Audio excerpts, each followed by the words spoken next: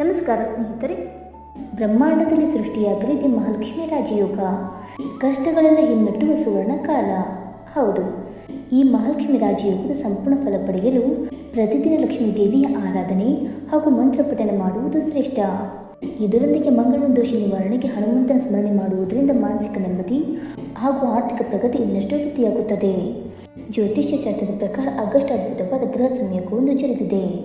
ಗ್ರಹಗಳ ಸೇನಾಧಿಪತಿ, ಧೈರ್ಯ ಹಾಗೂ ಶಕ್ತಿಯ ಸಂಕೇತವಾದ ಮಂಗಳ ಮತ್ತು ಮನಸ್ಸಿನ ಕಾರಕನಾದ ಚಂದ್ರ ಮಿಥುನ ರಾಶಿಯಲ್ಲಿ ಒಂದಾಗಿದ್ದಾರೆ. ಈ ಎರಡು ಪ್ರಬಲ ಗ್ರಹಗಳ ಒಗ್ಗೂಡುವಿಕೆಯಿಂದ ಮಂಗಳಕರವಾದ ಮಹಾಲಕ್ಷ್ಮಿ ರಾಜಯೋಗ ನಿರ್ಮಾಣವಾಗಲಿದೆ. ಈ ಶುಭ ಯೋಗದ ಪ್ರಭಾವವು ಆಗಸ್ಟ್ 11ರವರೆಗೆ ಇರಲಿದ್ದು, ಇದು ಕೆಲವು ರಾಶಿಗಳ ಬದುಕಿನಲ್ಲಿ ಸುವರ್ಣ ಯುಗವನ್ನು ಆರಂಭಿಸಲಿದ್ದು, ಸಕಲ ಸಂಪತ್ತು ಹಾಗೂ ಯಶಸ್ಸನ್ನು ಕರುಣಿಸಲಿದೆ. ಕಠಿಣ ಸವಾಲುಗಳನ್ನು ಮೆಟ್ಟಿ ನಿಲ್ಲುವ ಶಕ್ತಿ ನೀಡುವ ಈ ರಾಜಯೋಗದಿಂದ ಯಾವೆಲ್ಲ 5 ರಾಶಿಗಳಿಗೆ ಅದೃಷ್ಟ ಒಲೆಯಲಿದೆ ಎಂದು ತಿಳಿದುಕೊಳ್ಳೋಣ. ಬನ್ನಿ ಸ್ನೇಹಿತರೆ, ಅದಕ್ಕೂ ಮುಂಚೆ ನೀವು ನಮ್ಮ ಚಾನಲ್ಗೆ ಸಬ್ಸ್ಕ್ರೈಬ್ ಮಾಡದೆ ನೋಡ್ತಾ ಇದ್ದರೆ ದಯವಿಟ್ಟು ನಮ್ಮ ಚಾನಲ್ಗೆ ಸಬ್ಸ್ಕ್ರೈಬ್ ಮಾಡ್ಕೊಳ್ಳಿ ಸ್ನೇಹಿತರೆ. ಹಾಗೆ ನೀವು ಕೂಡ ಲಕ್ಷ್ಮೀ ದೇವಿಯ ಭಕ್ತರಾಗಿದ್ದರೆ ವಿಡಿಯೋವನ್ನು ತಪ್ಪದೆ ಲೈಕ್ ಕೊಟ್ಟು ಓಂ ಮಹಾಲಕ್ಷ್ಮಿ ನಮಃ ಎಂದು ಕಮೆಂಟ್ ಮಾಡಿ. ಮೊದಲನೆಯದಾಗಿ ವೃಷಭ ರಾಶಿ. ಈ ರಾಜಯೋಗವು ವೃಷಭ ರಾಶಿಯವರ ವೃತ್ತಿ ಹಾಗೂ ವೈಯಕ್ತಿಕ ಜೀವನದಲ್ಲಿ ಮಹತ್ತರವಾದ ಸಕಾರಾತ್ಮಕ ಬದಲಾವಣೆ ತರಲಿದೆ. ಉದ್ಯೋಗಿಗಳಿಗೆ ಬಡ್ತಿ ಸಿಗುವ ಬಲವಾದ ಅವಕಾಶಗಳಿವೆ. ವ್ಯಾಪಾರಸ್ಥರಿಗೆ ಅನಿರೀಕ್ಷಿತ ಧನ ಲಾಭವಾಗಲಿದ್ದು, ವ್ಯವಹಾರದಲ್ಲಿ ಭಾರಿ ಯಶಸ್ಸು ನಿಮ್ಮದಾಗಲಿದೆ ಮತ್ತು ವಿದ್ಯಾರ್ಥಿಗಳಿಗೆ ಉತ್ತಮ ಫಲಿತಾಂಶ ಲಭ್ಯವಾಗಲಿದೆ. ಪಿತ್ರಾರ್ಜಿತ ಆಸ್ತಿಗೆ ಸಂಬಂಧಿಸಿದ ವಿವಾದಗಳು ಬಗೆಹರಿದು ಲಾಭ ತಂದು ಕೊಡಲಿವೆ. ಎರಡನೆಯದಾಗಿ ಮಿಥುನ ರಾಶಿ. ನಿಮ್ಮದೇ ರಾಶಿಯ ಮೊದಲನೇ ಮನೆಯಲ್ಲಿ ಮಂಗಳ ಹಾಗೂ ಚಂದ್ರನ ಸಂಯೋಗ ನಡೆಯುತ್ತಿರುವುದರಿಂದ ಮಹಾಲಕ್ಷ್ಮಿ ಯೋಗದ ಗರಿಷ್ಠ ಲಾಭ ನಿಮಗೆ ಒಲಿಯಲಿದೆ. ಆರ್ಥಿಕ ಸ್ಥಿತಿಯಲ್ಲಿ ಭಾರಿ ಏರಿಕೆ ಕಂಡು ಬರಲಿದ್ದು, ಬಹುಕಾಲದ ಸಾಲದ ಬಾಧೆಯಿಂದ ಸಂಪೂರ್ಣ ಮುಕ್ತಿ ಸಿಗಲಿದೆ. ಸಮಾಜದಲ್ಲಿ ನಿಮ್ಮ ಕೀರ್ತಿ ಗೌರವ ದುಪ್ಪಟ್ಟಾಗುವ ಜೊತೆಗೆ ಹೊಸ ವಾಹನ ಅಥವಾ ಐಷಾರಾಮಿ ವಸ್ತುಗಳನ್ನು ಖರೀದಿಸಿ ಆನಂದಿಸುವಿರಿ. ಮೂರನೆಯದಾಗಿ ಸಿಂಹರಾಶಿ. ಸಿಂಹರಾಶಿಯ ಜನರಿಗೆ ಮಂಗಳ ದೇವನ ಕೃಪೆಯಿಂದ ಅದೃಷ್ಟ ಕೊಡಾಯಿಸಲಿದೆ.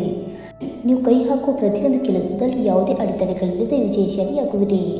ನಿಮ್ಮ ಕಠಿಣ ಪರಿಶ್ರಮಕ್ಕೆ ತಕ್ಕ ಪ್ರತಿಫಲ ಖಂಡಿತ ದೊರೆಯಲಿದ್ದು, ಹೊಸ ಮನೆ ಅಥವಾ ವಾಹನ ಖರೀದಿಯ ಕನಸು ನನಸಾಗಬಹುದು. ಕುಟುಂಬದಲ್ಲಿ ಶುಭ ಕಾರ್ಯಗಳು ಜರುಗುವ ಮೂಲಕ ನೆಮ್ಮದಿಯ ವಾತಾವರಣ ನೆಲೆಸಲಿದೆ. ನಾಲ್ಕನೆಯದಾಗಿ ತುಲಾರಾಶಿ. ನಿಮ್ಮ ರಾಶಿಯ 9ನೇ ಮನೆಯಲ್ಲಿ ಈ ವಿಶೇಷ ಯೋಗ ಸೃಷ್ಟಿಯಾಗುವುದರಿಂದ ಹೊಸ ಆದಾಯದ ಮೂಲಗಳು ತೆಗೆದುಕೊಳ್ಳಲಿವೆ. ಆರ್ಥಿಕವಾಗಿ ಮತ್ತಷ್ಟು ಬಲಿಷ್ಠರಾಗುವಿರಿ. ವಿದೇಶಕ್ಕೆ ತೆರಳುವ ಪ್ರಯತ್ನದಲ್ಲಿದ್ದವರಿಗೆ ಶುಭ ಸುದ್ದಿ ಸಿಗಲಿದೆ.